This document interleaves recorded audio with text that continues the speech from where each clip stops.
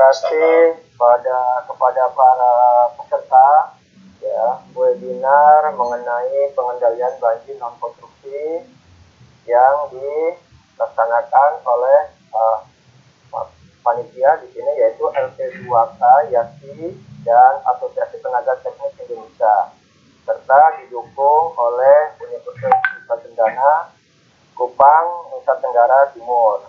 Ya.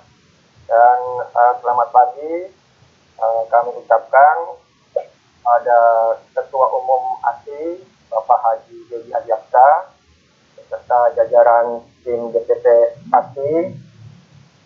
Selamat pagi juga kepada para peserta dari DPD ASI se-Indonesia. Selamat datang juga kepada para pemateri. Pemateri pertama adalah Ibu Dr. Denik, ya, Ibu Dr. Denik Sri. Selamat datang, Bu Denik. Ya, terima kasih. Selamat pagi semuanya, Bapak Ibu. Ibu Denik, ya. Kemudian pemateri kedua kita adalah Bapak Senior Eka MSI. Selamat pagi, Pak Eka. Selamat pagi, Pak Agung.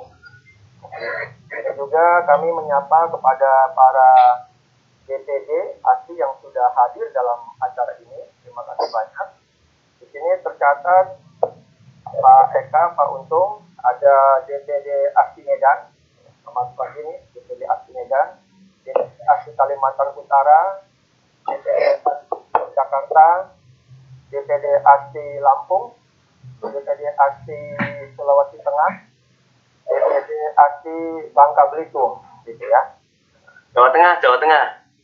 DPD ASI Jawa Tengah, ya Pak. Siap Pak. Ya, Jawa Tengah. Oke.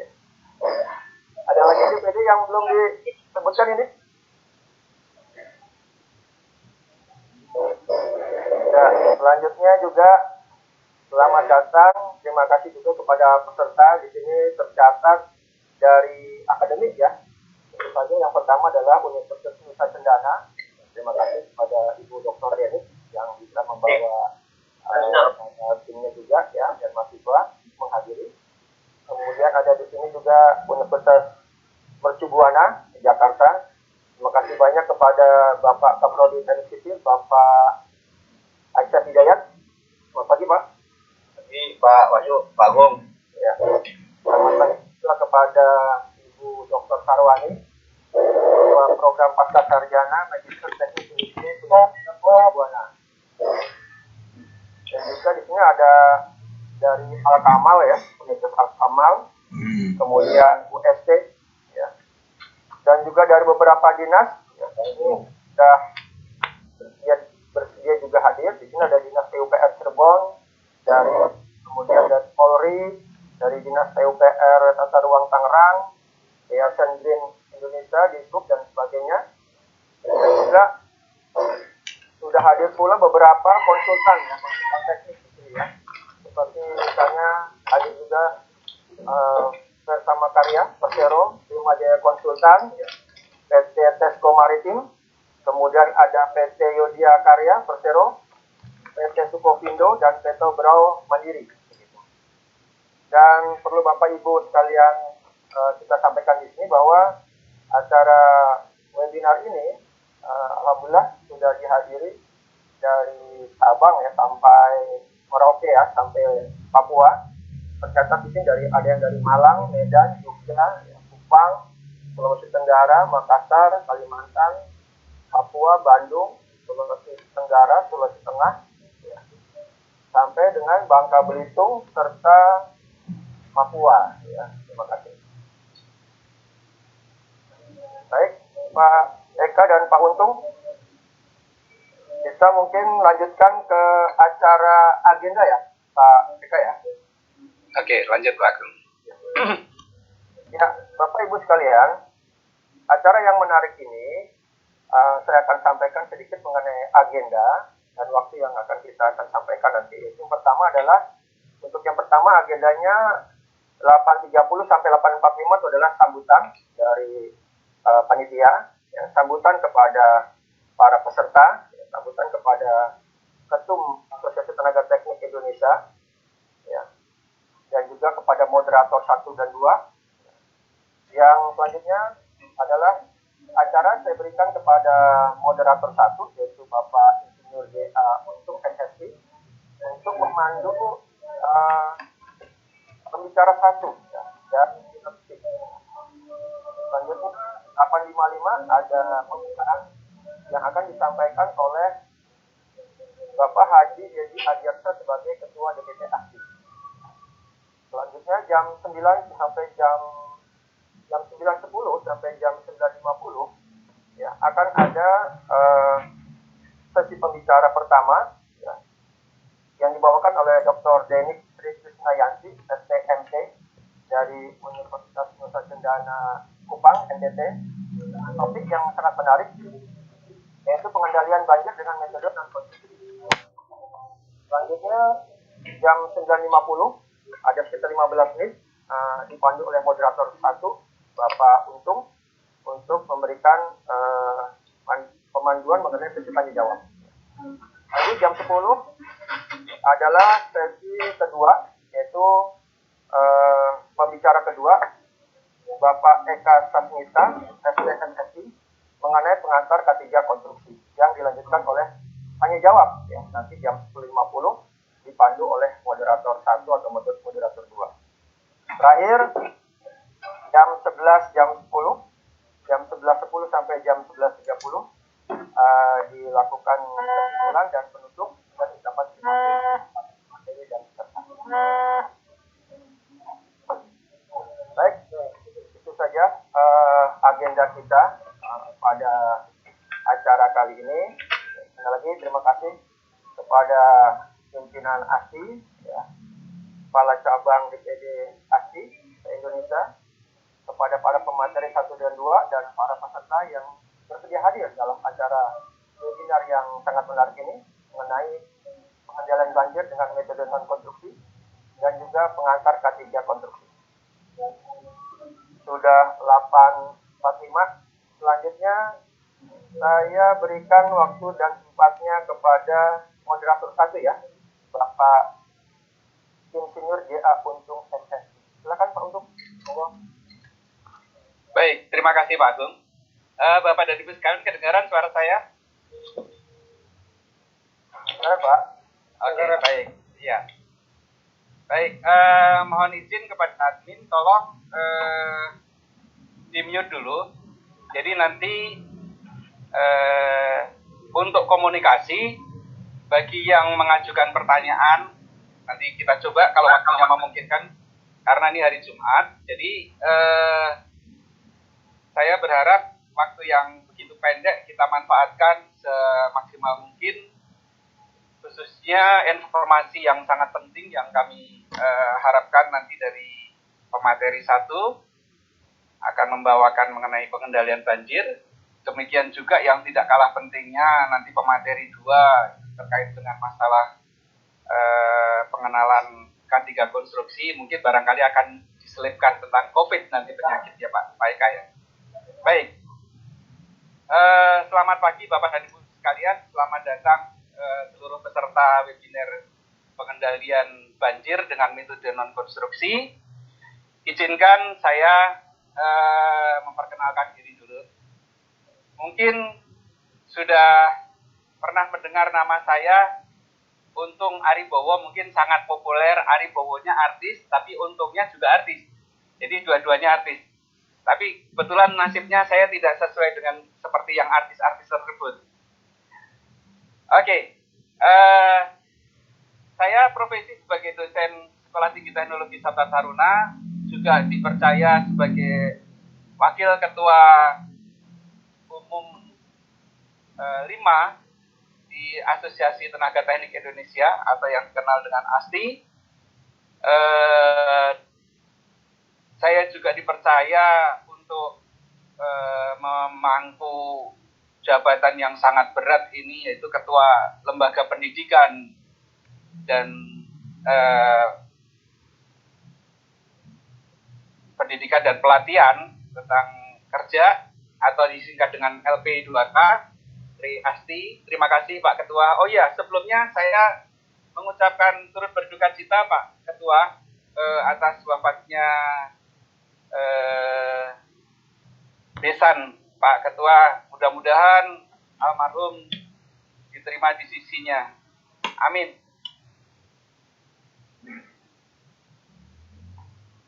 Saya lanjut. Kami sampaikan salam dulu. Mohon izin kepada Bapak dan Ibu sekalian. Assalamualaikum warahmatullahi wabarakatuh. Salam damai sejahtera buat kita semuanya. Namo Buddhaya. Om Swastiastu. Salam kebajikan. Salam NKRI. Hari ini Jumat tanggal 10 Juli 2020. Pukul 8 tadi kita sudah memulai dengan registrasi tentang acara webinar hari ini. Mudah-mudahan kita semua diridhoi. Kami dari LP2K yang didukung dengan Universitas Nusa Cendana Kupang, Universitas Mercu Buana, juga termasuk ketua jurusannya yang tadi Pak Acep. Salam kenal Pak Acep. Kalau dengan dekannya yang lama saya akrab banget. Kemudian dari Al-Kamal, juga terima kasih dari Dinas PUPR di mana ini tadi. Kemudian dari Polri, dari Disub, dan para rekan-rekan konsultan semuanya. Serta seluruh peserta yang mengikuti webinar pagi hari ini. Pengendalian banjir dengan metode non-konstruksi ini diharapkan memberikan sebuah solusi atau informasi awal setidaknya bagaimana kejadiannya atau bagaimana menambahkan informasi untuk pemerintah supaya penanggulangan tidak hanya pada satu sisi yaitu konstruksi. Nah, kita coba keluarkan bagaimana metode non-konstruksi nanti bisa disumbang sarankan kepada pemerintah, khususnya kepada pemangku kepentingan terkait dengan Baik, tujuan dari webinar ini adalah memfasilitasi pembinaan kompetensi kepada anggota masyarakat teknik, khususnya anggota Asosiasi Tenaga Teknik Indonesia di bidang sumber daya air. Webinar ini memiliki nilai SKP 5. Kemarin surat izinnya dari LPJK sudah turun, LPJK Nasional. Kemudian juga memfasilitasi untuk memberikan sertifikat kepada yang membutuhkan. Ya. Oke, sebentar saya agak dulu. Ya, tema webinar adalah pengendalian banjir dengan metode non-konstruksi. Materi webinar ini akan dibagi dalam 2 materi, yaitu mengenai pengendalian banjir dengan metode non-konstruksi dan pengantar K3 konstruksi. Yang tidak kalah pentingnya tadi sudah disampaikan kepada pembawa acara MC bahwa nanti akan ada keynote speaker yaitu dari Bapak Ketua Umum Bapak Dedi Adiaksa. Baik, untuk memasuki acara yang pertama kita berikan kesempatan sebelumnya kami cek dulu apakah Bapak Dedi Adiaksa sudah ada di sini, Pak Ketum? Halo? Bapak Haji Adiaksa, monggo Pak. Bapak Haji Dedi Adiaksa?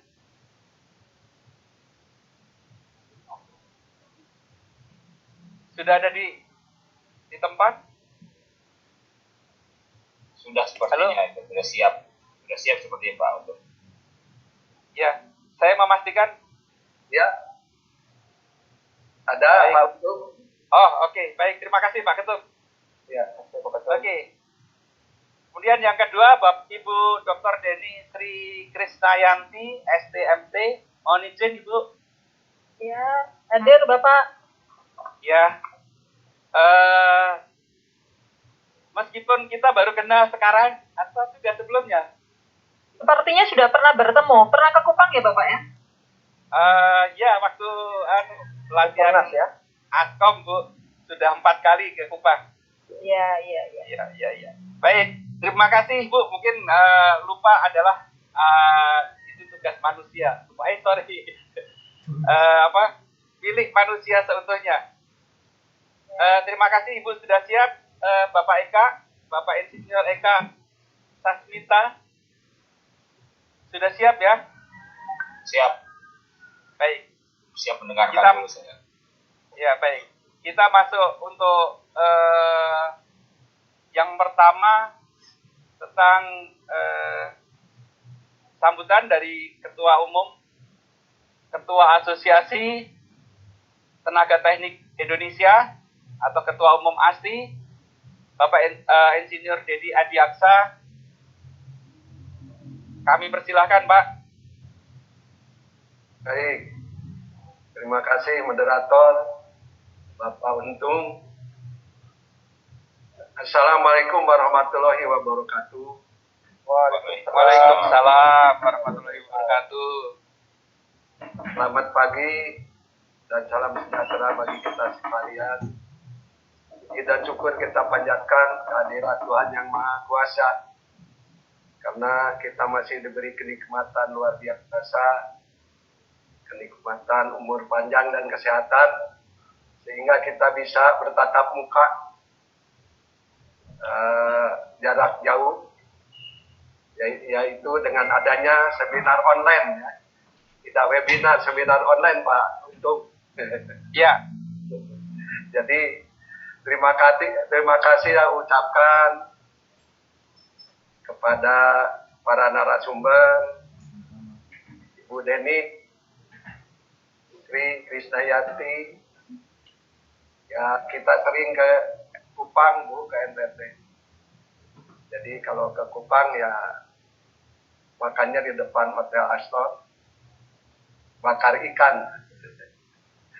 Jadi luar biasa Kupang. Terima kasih Ibu Deni. Kepada narasumber yang kedua, Bapak Eka Sasmita, STMSI. Pak Eka, terima kasih Pak Eka hadirannya dalam acara seminar online pagi ini. Juga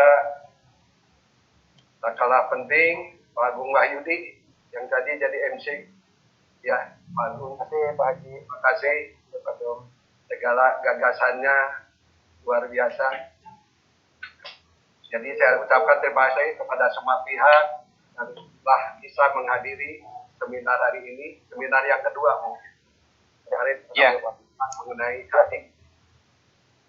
Ya, Pak Haji. Ada di sini juga ada yang hadir dari Lembaga Pengembangan Jasa Konstruksi Pusat Nasional.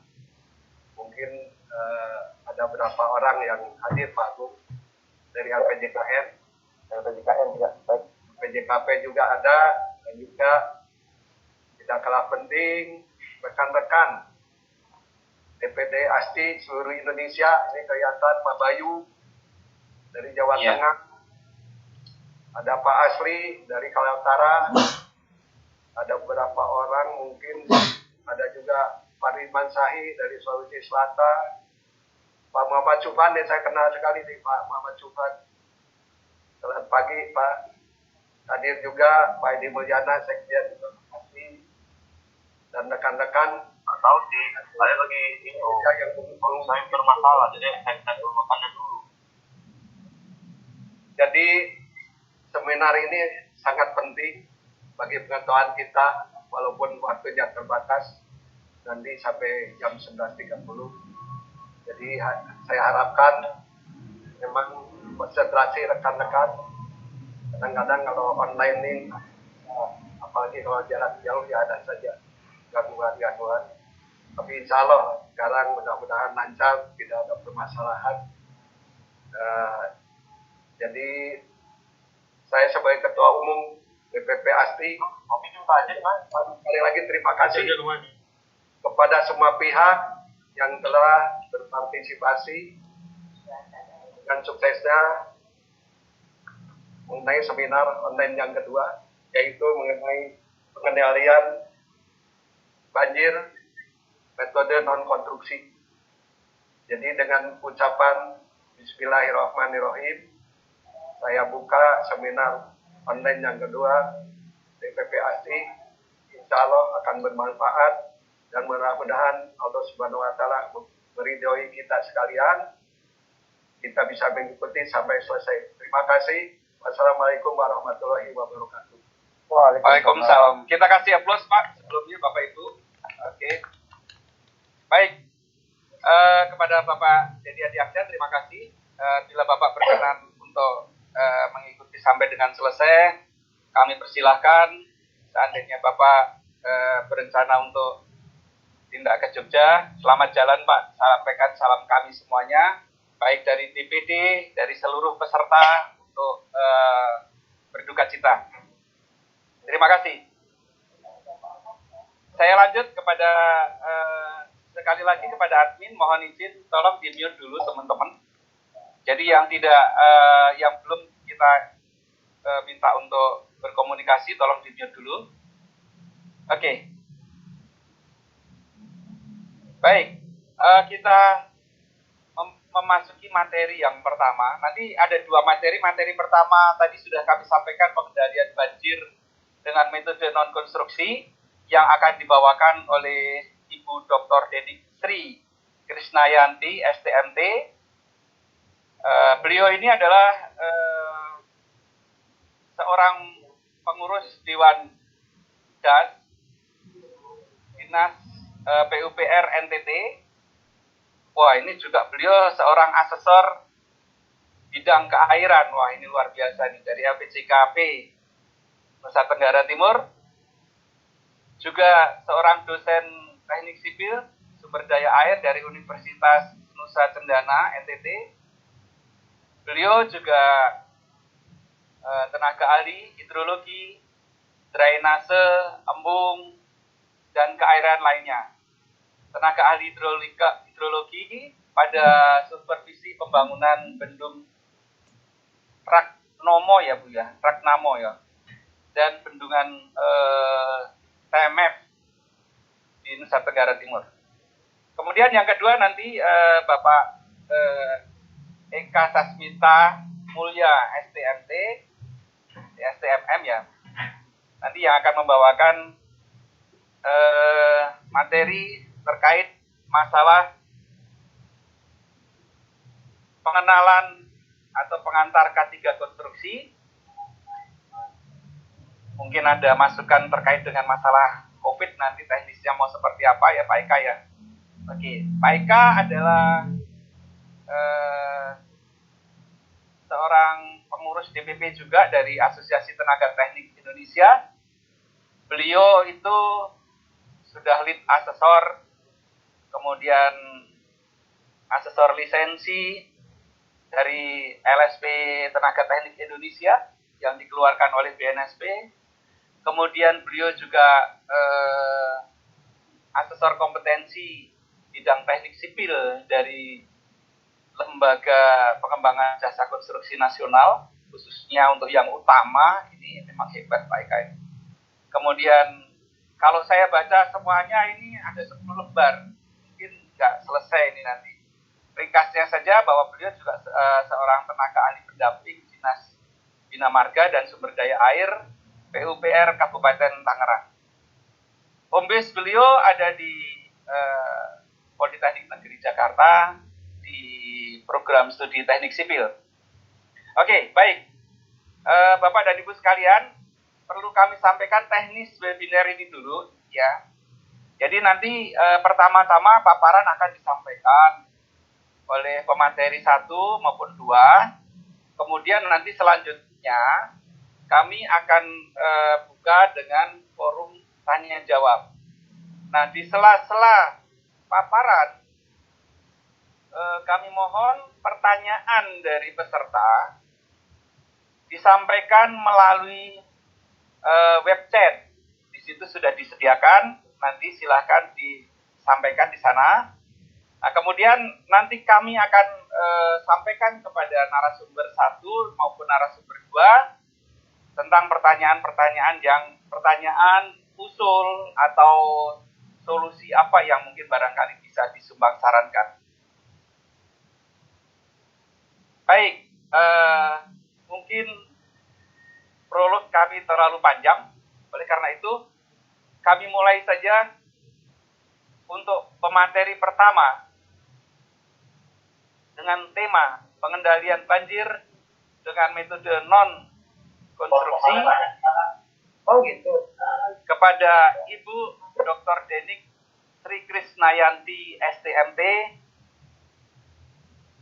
Waktu kami persilahkan nanti sampai dengan pukul 9.50. Sekarang sudah pukul 9 tepat ya. Kami persilahkan Ibu Dr. Denik. Baik, terima kasih.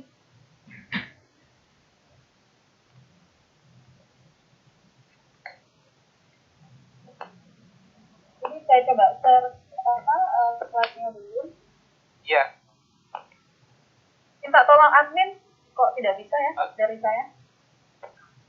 Pak Agung atau Pak Budi, silakan. Pak Kang Unik, minta tolong izinkan untuk sudah bisa Bu, silakan Bu di sini. Ya Bu. Oke. Bisa ya? Ya Bu. Ya baru. Ya sudah. Baik, terima kasih.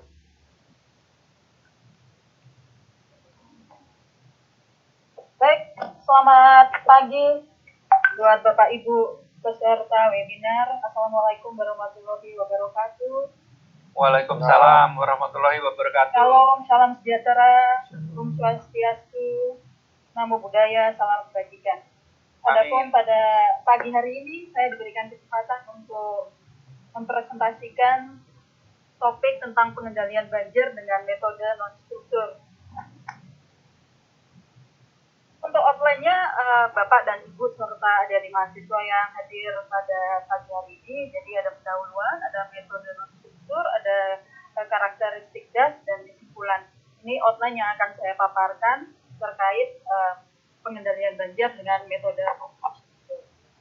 Nah, di layar slide yang Bapak Ibu lihat, sebenarnya kita mengenal ada dua macam pengendalian banjir, yaitu metode struktur dan non-struktur.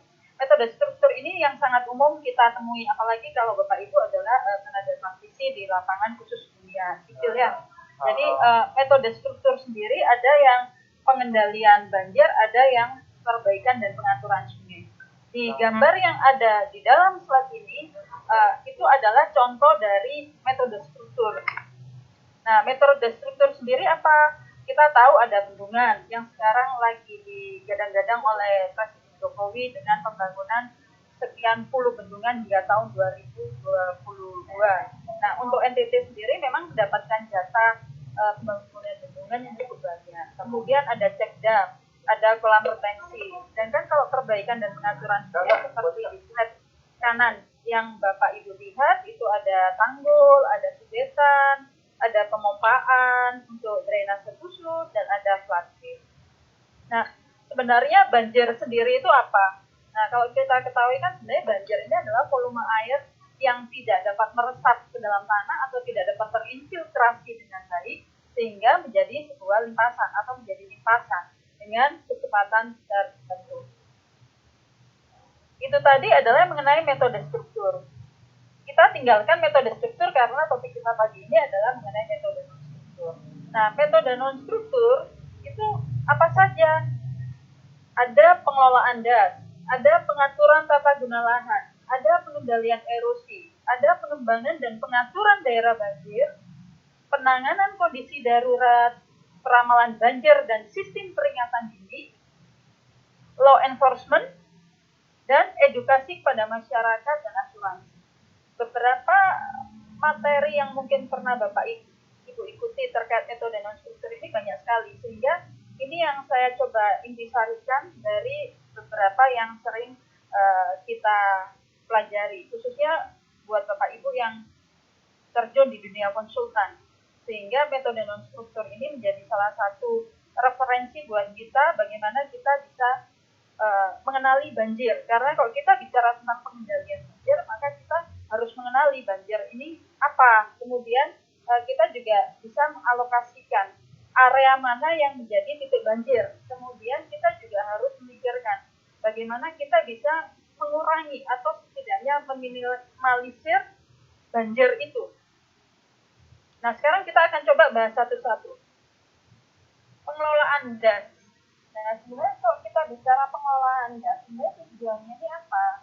Yaitu pengelolaan das ini adalah untuk menurunkan atau mengurangi puncak debit banjir yang terjadi nanti di bagian hilir.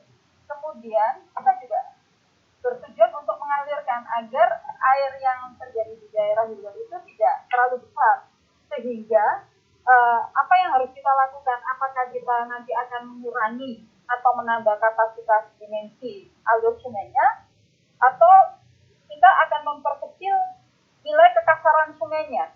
Nah, di gambar yang Bapak Ibu lihat di slide, ini ada 3 macam gambar yang saya tampilkan. Jadi secara sederhana 3 macam gambar ini. Yang pertama, kalau kita lihat pengelolaan das, ini das yang di hulunya cukup baik, sedangkan yang slide kanan atas ini sudah terjadi perubahan tutupan lahan. Kalau kita bangun bendungan, secara otomatis tutupan lahannya menjadi berubah, sedangkan yang gambar bawah ini adalah daerah das yang sudah mengalami kerusakan sehingga tidak ada tutupan lahannya. Ini adalah contoh-contoh pengelolaan das di mana kalau kita tidak hati-hati dalam peralihan untuk perubahan tutupan lahannya. Seperti itu. Nah, daerah aliran sungai kalau misalnya kita tahu ada beberapa indikator dalam keberhasilan pengelolaan das. Ini saya acu dari bukunya MB3, mantan rektor UB di Malang, bahwa kawasan das ini, kalau kita bicara tentang kawasan das, maka ada beberapa indikator utama keberhasilan mengenai limpasan permukaannya atau mengenai banjirnya, kemudian mengenai erosinya, kemudian mengenai produktivitas lahan, kemudian mengenai kekeringan atau indeks kekeringannya berapa, kemudian rasio kawasan resapan. Jadi dari sekian banyak luasan itu berapa sih kawasan resapannya, ada berapa? Nah, ini menjadi salah satu indikator juga bahwa pengelolaan das itu cukup berhasil. Kemudian kedalaman air tanah ini juga berapa? Kemudian yang berikut kedua untuk das sendiri adalah badan sungainya. Kita harus mengetahui morfologi sungainya macam apa, kualitas air sungai seperti apa, lalu sedimentasinya juga bagaimana, apakah di bagian hilir lebih banyak terjadi penumpukan sedimen atau malah lebih banyak terjadi gurusan. Kemudian rasio debit maksimum dan minimum. Itu rasionya antara Q maksimum per Q minimum itu berapa? Apakah mendekati 1 atau kurang dari 1? Itu juga ada perhitungannya, ada analisis. Berikutnya adalah sempadan sungai, yaitu luasan pelanggaran peruntukan sempadan sungai. Ini adalah beberapa inti bahwa kalau kita mengatakan pengelolaan dasnya berhasil, parameter-parameter ini bisa menjadi acuan. Berikutnya adalah pengaturan tata guna lahan. Jadi yang pertama tadi kita bicara tentang pengelolaan das, maka yang kedua adalah pengaturan tata guna lahan. Kalau yang kita ketahui, pengaturan tata guna lahan ini adalah seberapa baik kondisi tutupan lahan baik di daerah hulu ataupun hilir. Kalau daerah hulunya itu tata guna lahannya lebih baik, secara otomatis dia bisa menyerap air hujan yang jatuh di hulu sehingga tidak melimpas besar di bagian hilir. Sehingga bagaimana kita bisa menjaga agar daerah yang di hulu itu memiliki tangkapan yang cukup baik. Kalau di hulu lebih banyak dirubah fungsinya menjadi perumahan, menjadi hotel, menjadi lodgement dan segala macam, secara otomatis ini akan merubah daerah tersebut yang akan berpengaruh terhadap daerah yang di hulu. Nah, yang Bapak Ibu lihat di gambar slide itu, kalau yang di sebelah kiri ini tutupan lahan yang cukup baik karena Bapak Ibu lihat bahwa ini adalah hutan yang memang merupakan daerah penangkap air hujan di mana dia bisa meresapkan air hujan secara baik. Sedangkan di sebelah kanan, ini contoh saya ambil di Kupang ya, di Kawasan tidak pernah tutupan, tapi sudah tahu bahwa kami kawasannya itu menghadap laut, sehingga secara otomatis karena sekarang sudah berkembang dan perhatian pemerintah cukup besar kepada NTT khususnya Kupang, sehingga rumah menjadi semakin padat, tetapi kami diuntungkan karena geologi tanah di sekitar kami ini adalah batu karang, sehingga kalau air hujan turun itu langsung meresap ke dalam batu karang tersebut. Nah, untuk pengaturan tata guna lahan ini, pemetaan kawasan hutan penyangga memang diharapkan bisa 30% dari luas Banten. Itu adalah sebagian, adalah seperti itu. Mungkin untuk daerah-daerah yang di luar Jawa masih bisa menjaga kondisi tersebut, tetapi untuk daerah di Jawa sepertinya karena RT RW dan segala macam master plan-nya itu tumpang tindih, sehingga akhirnya banyak sekali kawasan-kawasan daerah tangkapan yang sudah beralih. Nah, berikutnya adalah pengendalian erosi. Kalau kita bicara pengendalian erosi, sebenarnya kita sudah mengenal juga banyak cara untuk kita lakukan pengendalian erosi, seperti gambar yang di depan ada terasi piring, ada doser strip, garis penyangga, ada rotasi tanaman. Itu adalah salah satu cara pengendalian banjir dengan metode non-struktur untuk pengendalian erosi. Jadi kita melakukan suatu treatment agar daerah-daerah yang cukup besar erosinya kita buat. Nah, berikutnya, jadi sudah ada 1, 2, 3. Yang berikutnya adalah yang keempat, pengembangan dan pengaturan daerah banjir atau genangan.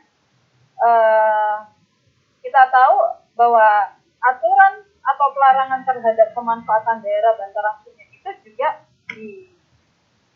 dibentengi atau ada koridornya atau ada aturannya yang harus kita ketahui. Kalau Bapak Ibu lihat di sini ada pasal 157 dan peraturan pemerintah nomor 35 tahun 91 tentang itu. Jadi itu tinggal nanti Bapak Ibu contoh saja, pasti sudah ada di situ. Kalau apalagi kalau kita bekerja di dunia konsultan, secara otomatis kita memang sudah dipagari dengan rambu-rambu tersebut. Kemudian pengendalian penggunaan lahan, yaitu rambu-rambunya adalah Undang-Undang Nomor 26 Tahun 2007 tentang penataan ruang lembaran negara Republik Indonesia dan Peraturan Pemerintah RI Nomor 16. Jadi itu pengembangan dan pengaturan daerah banjir itu adalah aturan-aturan serta bagaimana cara pengendalian penggunaan lahan yang memang kita harus mengacu pada aturan pemerintah yang sudah ada, sehingga bisa mengendalikan agar tidak terjadi penggunaan lahan atau pemakaian lahan yang tidak pada tempatnya, bahwa di situ memang merupakan daerah padat sungai dan segala macam, tetapi dimanfaatkan untuk tempat pemukiman, sehingga menjadikan daerah yang harusnya menjadi kapasitas dimensinya itu harusnya untuk volume banjir karena sempadannya digunakan untuk pemukiman menjadi sempit, kapasitas tampungnya menjadi sempit, secara otomatis air mencari jalan keluar dan akhirnya terjadi banjir yang demikian. Berikutnya adalah penanganan darurat. Jadi kalau pengendalian banjir non-struktur, salah satu juga kita mempersiapkan penanganan darurat yang akan kita lakukan, yaitu sebelum kita melakukan penanganan darurat secara otomatis kita harus bisa mengidentifikasi masalahnya. Jadi kalau misalnya di Jakarta atau di Semarang atau di Surabaya ada beberapa daerah titik banjir, itu kan Bapak Ibu yang di dunia praktisi pasti sudah bisa mengidentifikasi bahwa banjir ini akan terjadi untuk Ki berapa tahun, apakah Ki 25, apakah Ki 10, atau Ki 15, nah seperti itu. Nah kemudian kebutuhan bahan dan peralatan itu seperti apa? Kebutuhan bahan dan peralatan ini adalah hal-hal apa saja yang mesti disiapkan apabila banjir itu sudah terjadi. Biasanya Basarnas itu sudah menyiapkan jika terjadi banjir yang kemarin terjadi di Jakarta, itu salah satu tindakan penanganan darurat. Kemudian kebutuhan tenaga adalah tenaga yang nanti akan diturunkan apabila memang nanti terjadi kondisi banjir. Itu biasanya untuk kawasan kota-kota besar, biasanya memang karena tutupan lahannya atau daerah tangkapan banjirnya sudah berubah, sehingga memang airnya akan terjadi spot-spot banjir di sekitar kawasan situ, karena air yang jatuh sudah tidak lagi bisa teresap dengan baik sehingga menjadi suatu genangan. Berikutnya adalah peramalan dan peringatan dini. Ini yang sangat-sangat menarik di dunia akademisi khususnya. Jadi beberapa poin dari poin 1 sampai 5 ini mungkin secara teoritis Bapak Ibu sudah mengenal dengan sangat baik. Nah, tapi yang nanti saya akan coba kupas lebih dalam. Nah, peramalan dan peringatan dini ini apa aja? Yaitu termasuk di dalamnya adalah bangunan pengendali banjir. Bagaimana nanti kita menyiapkan bangunan pengendali banjirnya macam apa. Kemudian operasional bangunan sistem pengendali banjir. Lalu hidrologi dan karakteristik das. Lalu karakteristik daerah rawan banjir. Kemungkinan kerugian akibat banjir, waktu perambatan banjir. Nah, ini ada 6 yang saya coba rangkum.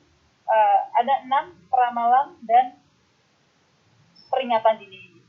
Nah, saya akan fokuskan di hidrologi dan karakteristik das. Kenapa ini sangat menarik? Karena biarpun kita dibantu oleh teknologi yang sangat baik, tapi jika kita tidak mengenali karakteristik das yang akan kita kaji, tentunya juga kita tidak tahu akar permasalahan dari banjir tersebut. Yang ketujuh, jadi masih ada runtutan tadi, ya, pertama, kedua, ketiga, keempat, sampai ke 8 ya. Ini saya selesaikan dulu. Nah, law enforcement. Law enforcement ini adalah penegakan hukum ya, penegakan hukum yang harus dilakukan oleh pemerintah apabila terjadi kerusakan daerah aliran sungai. Kalau Bapak Ibu lihat ini di sebelah kiri gambar itu penebangan hutan, illegal logging secara berlebihan. Ini juga mempengaruhi. Kemudian yang baru-baru terjadi di Jakarta ya, banjir Kanal Timur kalau tidak salah itu ya yang di gambar sebelah atas. Nah, itu juga sebenarnya salah satu kerusakan das. Karena apa? Ini menyebabkan permasalahan rentetan permasalahan, berarti ada kerusakan lingkungan di situ. Kemudian pengambilan material alur sungai, jadi pengambilan material secara ilegal di daerah alur sungai yang memang kita harus jaga, tidak bisa sembarangan. Nah, itu juga harus ada penegakan hukumnya. Kemudian pembakaran hutan. Pembakaran hutan juga salah satu yang masuk dalam aturan di mana pemerintah juga harus menindaklanjuti. Karena ini beberapa hal yang berpengaruh terhadap kerusakan das. Berikutnya adalah edukasi pada masyarakat dan asuransi. Ini saya gabung, sebenarnya bisa terpisah. Edukasi pada masyarakat, poin sebenarnya asuransi. Tapi ini saya gabung karena saya pikir ini lebih pada teoritis saja. Kalau edukasi pada masyarakat, sebenarnya kan Bapak Ibu juga sudah tahu bahwa di Jakarta katanya Pak Agung kemarin sudah pemberlakuan per 1 Juli plastik tidak boleh lagi digunakan. Nah, itu juga salah satu sebenarnya kita mengedukasi masyarakat untuk tidak menggunakan plastik karena sampah plastik ternyata banyak di alur-alur sungai yang memang tidak bisa dihancurkan. Secara otomatis hal-hal yang seperti itu yang merupakan salah satu edukasi pada masyarakat. Kemudian asuransi. Asuransi ini sebenarnya kalau di Indonesia memang masih kurang populer, tetapi saya tidak tahu apakah di Jakarta atau di Semarang ataukah di Surabaya, mungkin nanti Bapak Ibu bisa berbagi dengan saya juga. Memang sudah ada asuransi daerah banjir. Jadi daerah banjir, daerah suatu kawasan itu diasuransikan. Untuk Q25 apabila terjadi banjir, maka masyarakat di sekitar situ mendapatkan asuransi. Nah, saya tidak tahu apakah di daerah Jakarta sudah berlaku seperti itu, beberapa kawasan tertentu sudah diasuransikan, tetapi untuk di luar negeri itu memang sudah ada pemberlakuan asuransi kawasan. Nah, itu adalah beberapa poin yang kita ketahui untuk metode rumus itu. Nah, sekarang saya akan bicara tentang salah satu yang tadi, peramalan banjir forecasting, terkait tentang hidrologi dan karakteristik das. Karena mungkin saya berkecimpung di dunia pendidikan, sehingga saya lebih banyak bergelut dengan das, tetapi secara teoritis yang coba saya bawa ke dalam dunia praktis, yaitu kenapa kita perlu mengetahui sifat dan karakteristik das. Ini adalah salah satu das yang ada di Flores. Jadi kami tahun lalu mendapatkan penelitian dana juga Dikti untuk mempelajari das yang ada di NTT. Salah satunya adalah di Flores. Ini adalah salah satu das Jadi kalau Bapak Ibu sudah ketahui bahwa das ini kan adalah suatu alur sungai di mana ada beberapa anak sungai di situ dan dibatasi oleh punggung-punggung bukit, di mana ketika nanti hujan jatuh dia akan tertangkap oleh anak sungai dan alur-alur sungai tersebut. Nah, kenapa kita harus mengetahui sifat dan karakteristik? Karena itu tadi, pengelolaan das akan menjadi efektif, efisien, dan terarah. Kalau kita tidak tahu karakteristik dasnya macam apa, kita tidak akan tahu nih pengelolaan dasnya nanti seperti apa. Nah, yang pertama, kalau kita bicara karakteristik, karena biasanya kalau di konsultan kan, kalau kita konsentrasi dikit-dikit karakteristik. Nah, mungkin untuk adik-adik mahasiswa atau mungkin Bapak Ibu yang di bidang lain yang mungkin tidak berkecimpung di bidang keairan, mungkin saya akan flashback lagi. Secara karakteristik, maka yang pertama adalah kita harus mengetahui, yang pertama adalah panjang sungai. Jadi kalau kita sudah mendapatkan das itu, kita harus tahu panjang sungai ini pengaruhnya terhadap apa? Terhadap debit banjir yang akan terjadi. Apabila sungainya di sebelah kiri, jadi kalau di sebelah itu dilihat sebelah kiri, apabila sungainya lebih panjang secara otomatis, puncak banjir yang akan terjadi itu waktu yang dibutuhkannya akan lebih cepat daripada yang lebih pendek. Lag time itu apa? Waktu yang dibutuhkan dari saat hujan turun hingga mencapai titik puncak. Jadi hujannya turun deras. Nah, saat titik 0 sampai ke dia IP-nya, di puncaknya. Salah satu yang pertama adalah panjang sungai. Berikutnya yang kedua, kemiringan sungai dan das. Kalau ini adalah sesuatu yang kemiringan sungai dari das. Kalau sungainya itu sungai utama, kita bicara das, kita bicara sungai utama itu. Kalau kemiringan sungainya cukup tajam, secara otomatis puncak banjirnya pasti akan lebih tinggi. Kalau dia flat, kalau alur sungainya flat, maka dia akan lebih rendah. Sehingga kenapa kita harus mempelajari? Karena apa? Kalau dia tajam, kemiringannya sangat tajam, secara otomatis kita harus memikirkan bagaimana caranya agar kita memotong puncak banjir agar lebih rendah. Caranya memotong dengan bagaimana? Bisa dibikin bendungan, bisa dibikin sedang, bisa dibikin oleh bangunan-bangunan struktur lain. Jadi artinya bahwa ketika kita tahu puncak banjirnya cukup tinggi, nah ini kita lakukan apa nih di hulu? Kalau kita sudah tahu bahwa kemiringan alur sungainya cukup tajam, nah kemiringan alur sungai ini kita ketahui dari apa? Sekarang banyak sekali program-program yang sangat mendukung untuk mengetahui topografi suatu das. Ada kuantisi, ada ARCIS, dan saya rasa praktisi ataupun dari konsultan-konsultan yang sudah berkecimpung di dunia keairan pasti familiar dengan ini. Apalagi ada di mahasiswa, itu juga sangat-sangat pincang. Berikutnya adalah kekasaran saluran. Nah, kekasaran saluran ini kalau kasar, secara otomatis kan air mengalir itu jadi lebih terhambat. Secara otomatis kalau air lebih terhambat, debit banjirnya pasti akan jauh lebih kurang, lebih minimal. Beda dengan kalau salurannya itu lebih smooth, lebih halus. Secara otomatis air itu lebih cepat karena tidak ada gangguan. Kalau ada gangguan, dia pasti akan masih terhalang oleh kasaran di situ, batu cancer dan segala macam. Nah, kemudian luasan das. Otomatis kita tahu bahwa kalau yang lebih luas pasti akan memberikan efek puncak banjir yang lebih tinggi daripada das yang lebih kecil. Maka kalau kita di hidrologi pasti tahu bahwa untuk das yang besar kita harus lebih hati-hati menghitung suhu banjirnya daripada das yang lebih kecil. Biasanya kalau das lebih kecil pun kita menggunakan metodenya pun kan berbeda dengan das yang memiliki luas tangkapan yang besar. Berikutnya bentuk das. Nah, kalau Bapak Ibu lihat di sini, kalau bentuk das, kita lihat bahwa bentuk das yang ada di sebelah kiri di poin kelima ini, kalau bentuknya seperti mengerucut di hilir, jadi yang paling kiri itu mengerucut di hilir, secara otomatis puncak banjir itu akan terjadi waktunya lebih lama daripada yang di hilir tangkapannya lebih besar. Jadi kalau Bapak Ibu lihat yang disebutkan nomor 1 yang sebelah kiri dan nomor 2 yang sebelah kiri itu berbeda di kuncupnya. Kalau kuncupnya itu lebih sempit, terjadinya puncak banjir itu waktu durasinya lebih lama. Jadi akan terjadi banjirnya itu kita bisa prediksi ini masih akan lama. Tetapi kalau yang di hilirnya itu dia lebih besar luasannya, secara otomatis kan hujan yang jatuh di situ kan akan lebih banyak dan lebih cepat mengumpul di hilir. Nah, secara otomatis pun puncak banjir yang akan nyampe di bagian hilir itu akan lebih cepat. Berikutnya kerapatan jaringan sungai. Nah, ini kerapatan jaringan sungai mengapa menjadi penting?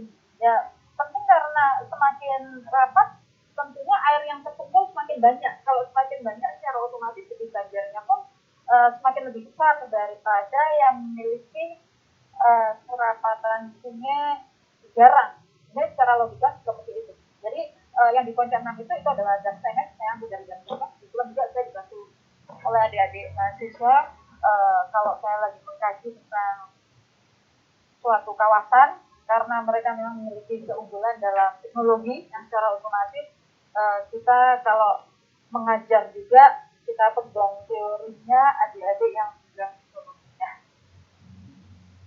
Nah, yang berikutnya adalah saya akan menunjukkan kalau kita tahu gas itu ada macam-macam, ada yang bentuknya kompleks, ada yang bentuknya memanjang. Nah, Bapak Ibu yang dari konsultan khususnya pasti sudah mengenal bahwa kalau bentuk kompleks ini seperti ini, di mana tentunya bentuk kompleks ini kan anak-anak sungainya kan ribet, kalau kita istilahnya itu ribet. Artinya ada yang anak-anak sungainya ini ada yang seperti bentuknya dendritrik dan segala macam. Nah, ini kan membutuhkan proses ketika hujan turun di daerah yang bentuk dasnya kompleks ini, itu untuk mencapai puncak banjir secara otomatis memang membutuhkan waktu yang sedikit lebih lama. Karena itu tadi, begitu kompleksnya, dia bertemu dengan anak sungai satunya, bertemu dengan anak sungai satunya. Ini adalah contoh di das Wemokel Flores, untuk yang sebelah kiri. Sedangkan yang di sebelah kanan adalah das Wetogong Flores. Itu untuk bentuk das yang modelnya memanjang. Itu juga sama. Kompleks atau memanjang, itu apabila hujan jatuh di bagian itu, akan mencapai puncak banjir di titik yang akan kita tinjau, itu akan memiliki durasi yang lebih lama. Dibandingkan apa, Bu? Dibandingkan ini.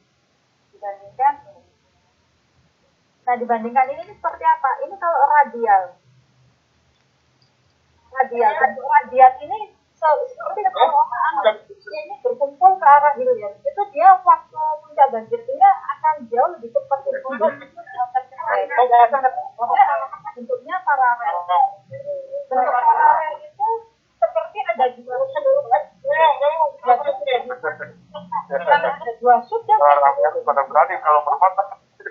Secara otomatis puncak banjirnya akan menjadi lebih tinggi dan tentunya akan menjadi lebih cepat. Ada lagi.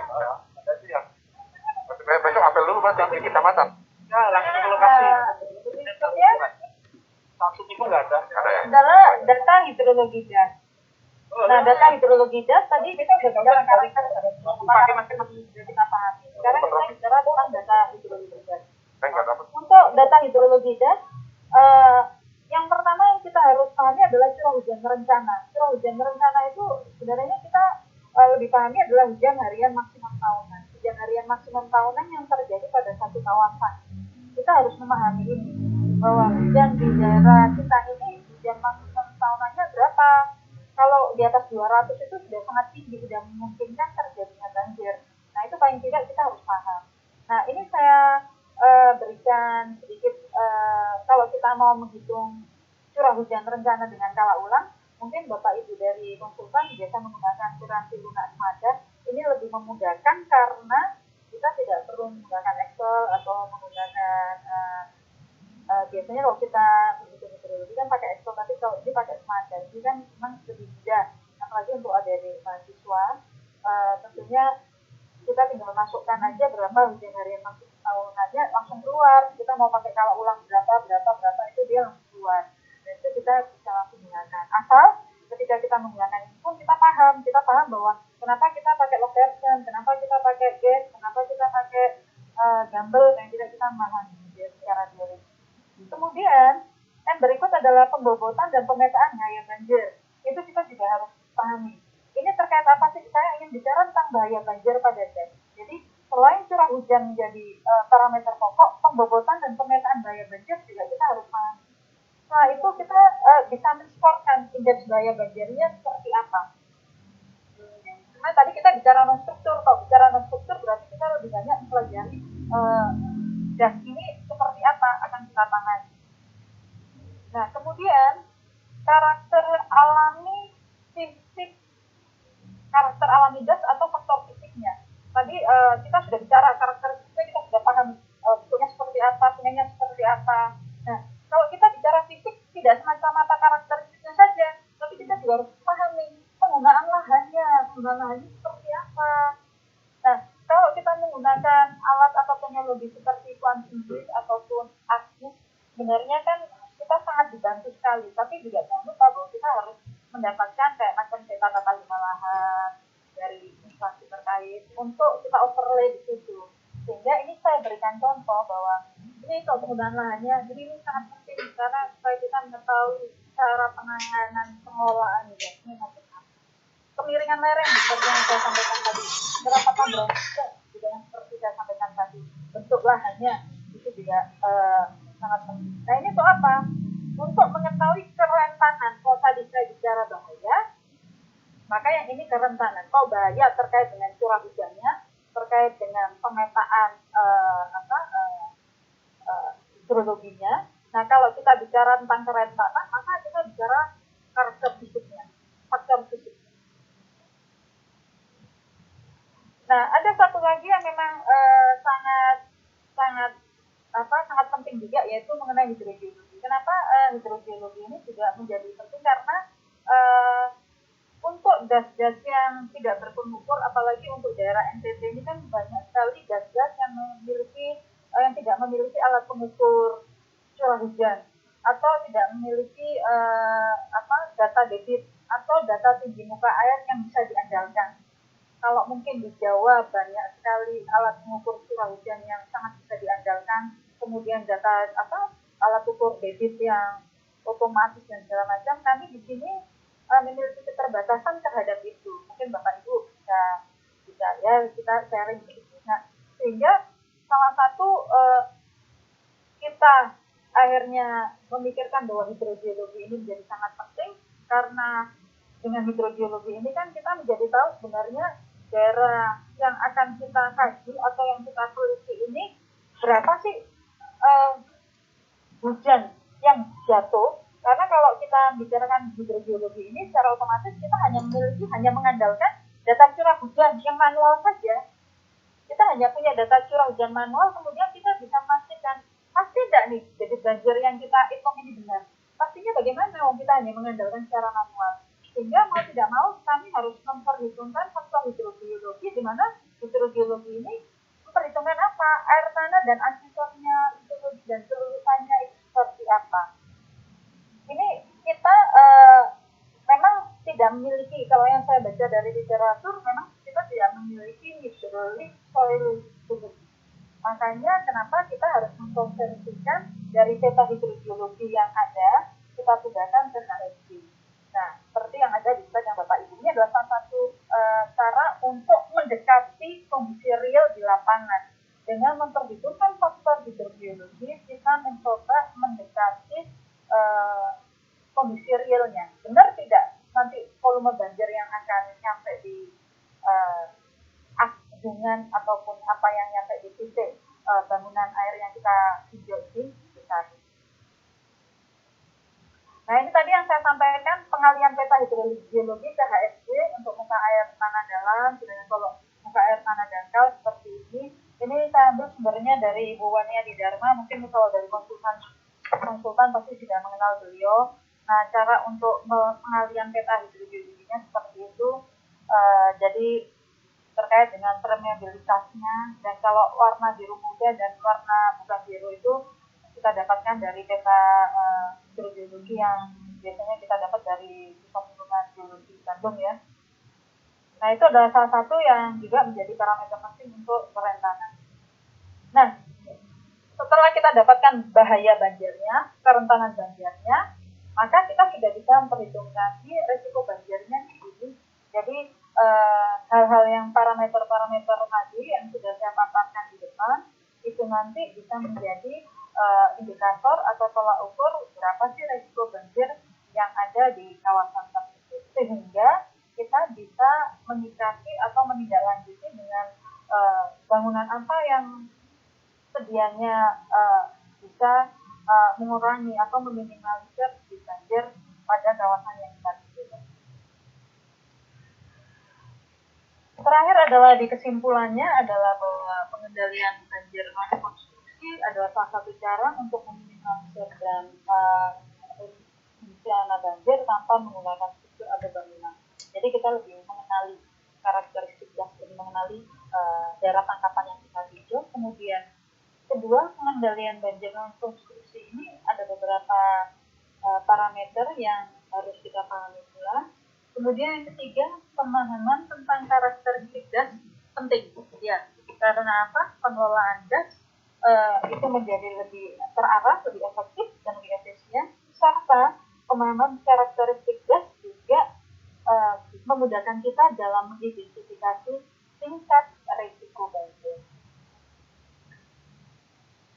Demikian Bapak, Ibu, adik-adik mahasiswa untuk pemaparan saya kali ini.